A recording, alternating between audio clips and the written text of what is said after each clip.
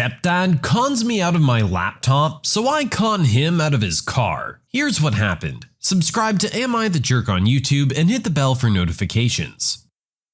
13 years ago, I was in my late teens, living on my own and really struggling to live financially. One of the few possessions I had was an old laptop. My laptop had stopped working properly, and while I'm fairly proficient in using a computer, I had no idea about fixing them. I did a bit of research on the internet but couldn't get it working, so I asked my stepdad to take a look. He has a quick look and says it's screwed, and he'll take it off my hands if I don't want it. So I said sure. If it's broken, then it's no good to me. 10 minutes later, I walk in the room and he's using it. I asked if he fixed it, and he says, "Yeah, thanks for the laptop." I was obviously ticked. My mom says she wasn't getting involved, and his only response was that he did a quick internet search to find the fix, and I could have done the same. I was broke, and he took one of my only possessions, even though he had a PC and a laptop already. A few months later, I was visiting my mom and stepdad when I had an idea. While I am useless with computers, I'm very competent with mechanics, specifically Audis, and my stepdad had a 2001 Audi A3. Before coming in the house, I went under his car and unplugged the oil level sensor and a vac line for the turbo. Later on that day, he went to go to the shop or something. When he started the car, it threw up oil warning lights on the dash and wouldn't boost, so he turned it off and had a look of concern on his face. I went out to ask him what's up, and he said that something had gone majorly wrong. He says something along the lines of catastrophic turbo failure or engine failure. He's already spent quite a bit on repairs and didn't want to spend any more on it, so spoke to my mom about just cutting his losses and scrapping it. I asked how much it's worth at the scrapyard, and he says about £100, so I graciously offer £120 to take it off his hands, to maybe part it out, which he accepts. He signs over the title and wrote me a receipt of purchase and handed the keys over. I walked outside, lifted the hood, pretended to look at my phone for a minute, went under the car and plugged the vac line and oil sensor back in, fired it straight up and drove around the block. When I got back, I gave him the thumbs up and said it's all fine now. His mouth was wide open and he was mega ticked, and my reply was, "You could have found the solution too with a quick internet search." He tried arguing that it wasn't fair, and if it's working then I can't just take his car, but I just said he didn't have a problem tricking me out of my laptop, and that he's already signed the car over to me, so tough luck. My mom kinda laughed and said she's not getting involved, and that it was his own fault. I still have the car to this day, and it's practically in showroom condition and runs great.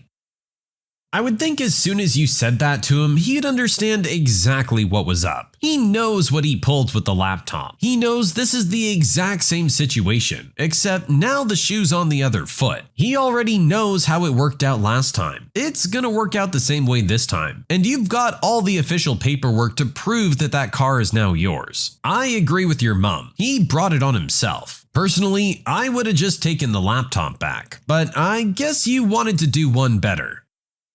My entitled jerk of a neighbor thinks he can use my driveway however he pleases. My fiance and I purchased our home a few years ago, and our neighbor introduced herself shortly after we moved in. She seemed like a nice elderly woman who appeared to have custody of her young grandson. We had no issues until her middle-aged son moved in. This guy always yelled at the little boy, and just generally acted like a jerk. He drove a small beat-up truck that leaked oil. His mother has a nice long double-car driveway and didn't want oil stains on the concrete, so she had him park in the side yard next to our house. It was right outside of our kitchen window and kind of an eyesore, but it's her property, so whatever. We assumed that her son would drive through their yard to his parking spot, but apparently that was too inconvenient. Instead, he decided to back into our driveway and through our yard to get to his spot. We were always at work when he did this, but we caught it on our camera. Our driveway is gravel and isn't in the best of shape. Her son would take off too fast and throw gravel everywhere. After a couple of days, he started to leave a rut, so my fiance went over there to ask him to stop. The mother answered the door and seemed annoyed by our request. Her son parked in their driveway after this, so we assumed that was the end of it. Well, while I was at work the following Friday, I received a motion notification from one of our cameras. I check it, and sure enough, I see her son using our driveway once again. After work, I passively aggressively impulsively decided to park my car at the end of our driveway. The entrance is only big enough for one car and there's a deep ditch on both sides, so I knew her son couldn't get out that way. We were planning on staying in for the weekend, so I wouldn't be moving it again until Monday morning. On Saturday, we were doing our yard work out front, and the son came out with his dog. He gave us a dirty look, but didn't say anything. I figured he got the message. We woke up around noon on Sunday to a bunch of notifications from our doorbell camera. I pull up the videos and see the neighbor's son absolutely fuming. He rang our doorbell 5 times and stood on the porch for 20 minutes. The whole time he was throwing his hands up and muttering about needing to leave. He actually expected us to get up, go outside in the pouring rain, and move my car so he could use our driveway to get out. He must have driven through his mother's yard to leave, because his truck was gone. After that day, he never said anything to us, and only parked in her driveway. So I guess he learned his lesson. The thing is, if he would have asked us first, we might have worked something out with him, but instead he wanted to act like an entitled jerk.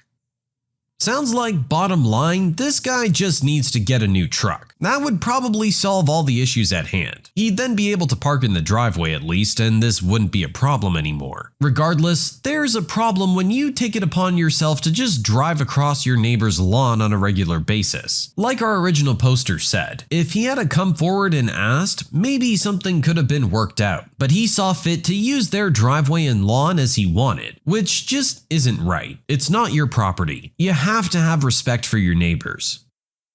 My teacher bullied me all through summer camp, so my dad had her charged with insurance fraud. When I was in 8th grade, I tried out for a spot on the drill team. For those unfamiliar with that, it's the group that dances alongside the marching band, and we're separate from the cheerleaders. Think the Rockets, but awkward. The reason I tried out was because those girls, you know the ones, pretty, popular, teacher favorites, laughed at me when I showed up for the informational meeting. They said I wasn't right for it and didn't belong. It made me more determined to learn the routines and become a little more fit so I could do them. I was flexible as much as a 14-year-old could be, but at home I practiced and stretched, and showed up for the rehearsals and tryouts. Only a couple of decent girls would not act like I was poison in the line when we had our arms linked. I passed tryouts because I could do the routine. My dad, who owned his own business doing car repair, wasn't rich, but he managed to pay for my camp fees and uniforms. He dropped me off each morning of summer camp on his way to work. There, we learned the routines we would be performing at pep rallies and football games. We had to stand out in the sweltering Louisiana heat and humidity in August and stand in position for minutes at a time. Any move and you had to do kicks. This was a version of push-ups or having to run laps where you stood and did sets of 25 high kicks for each infraction. I ended up with blisters on my upper arms from the sun. Oh, let me tell you about the sponsor, the teacher in charge. She was the epitome of a cranky old woman who had an only child who went through these dance teams and did private dance lessons. She was perfect to her mom. At the time, dance moms wasn't a thing, but that's exactly like how she was. She would berate me for the smallest things and basically bully me along with the other girls. For example, when I was feeling faint for having to do kicks for the 3rd time that day, I was sitting down beside another girl who had pulled a hamstring. She's sitting with us while watching her daughter, who was our choreographer of course, commenting how wonderful she was, and said to me to get back out there. She could understand why the other girl was sitting. She was an athlete, so she got a pass. She played basketball as well. She would yell at me from across the gym to suck in my stomach. She told me I was rude when I was eating lunch with everyone else and laughing at something someone said and coughed on my sandwich. The other girls would say things to me also, and it was as though she encouraged it. Not only is junior high bad enough, but this on top of it was bad. I tried to be strong and show them I could do it, but it made me cry as soon as I got home. The time was different than it is now. Our student newspaper would put out a who's who based on physical traits like best hair and best smile. We had to shoot down vulnerable, self-conscious kids. The night of our first game performance, I was waiting to be picked up with a few others and the sponsor. She went to the bathroom and came back with one girl who was caught smoking in the bathroom with some high school kids. Her punishment was that she had to sit out the next game. My dad was running late. He had to work and couldn't leave his shop unattended. And after about 30 minutes, she told me, "You know this means you're off the team." My My dad pulled up a few minutes later, and as soon as I got in his truck, I was sobbing. I told him what happened, and he said, "Just a minute, I'll be right back," and proceeded to rip that woman a new one about her attitude towards me. Years later, this woman brings her car to my dad's shop for repair. He remembers her, but she doesn't remember him. She was just as condescending as she'd ever been, treating him like a lowly servant under her because he did manual labor. He was writing her estimate for the insurance, and she kept trying to get him to add in stuff that wasn't caused by the accident she was there for. Things like a ding on the back bumper when the damage was in the front. He wouldn't do it, and she got all huffy and said something like if he didn't, she would have his license revoked. Now, since my dad had his shop broken into and tools stolen, he had installed cameras. He sent that video to the insurance adjuster, one that he had a long, good relationship with in his course of business, and she got hit with attempting insurance fraud charges. I don't know the exact extent of it, but she should be glad her threats to his livelihood weren't added on there. Of course, a woman like this wouldn't remember who he is. You always hope that they learn something from an interaction like that, but here goes to show they never do. They continue to be the crappy human being they always were. Even without the initial story of her being a horrible teacher and bullying the daughter, I still would have reported her for insurance fraud. Why should I lie for you when you can't even show me common courtesy, let alone having the extra knowledge of what a jerk you actually are? Times may have been different and traditional beauty standards may have been more enforced, but that doesn't give you the right to bully a 13 or 14-year-old. They're going through enough crap in their life at that age. They don't need an adult being a jerk too. Random guy thinks he can propose on my film set. I, 22-year-old female, am currently a film undergrad, and for our final term project, we have to produce a short film in groups of 8. I was the director and main writer. We planned to shoot a number of scenes at a local mall, which was always busy, but after a lot of communication, was allowed to film only for 5 hours. And if we went over time, we would have to pay a penalty fee that would put us over budget for our project. So we show up for our filming day. Everything went rather smoothly, and our team was efficient, but delays added up and we had to rush our few final scenes. For our final scene, we had to prepare a wall of yellow balloons at an outdoor square in the mall. When we showed up to film, however, there was a group of 3 girls, 2 holding bouquets and 2 guys standing right in front of it. Our art director had been sitting nearby to make sure no one's tampering with the wall, but she was occupied with an urgent call. As we set up, our assistant director, P, went to ask them to leave. One of the girls told us that their friend was heading there to propose to his girlfriend, and that the balloons made a romantic backdrop and would be nice for photos, and their friend was already informed to show up at that square. At this point, we were all set up with about 45 minutes to film our final scene. I went over and P informed me what was going on. We again asked them to leave and cited our limited filming time, but they remained adamant, saying that their friend was arriving soon and they won't take long. Some of the team felt bad and that we should just let the proposal happen first, but mostly we were worried about the penalty fee. I also voiced that having to rush the proposal and our team just standing around would take away from their celebratory joy.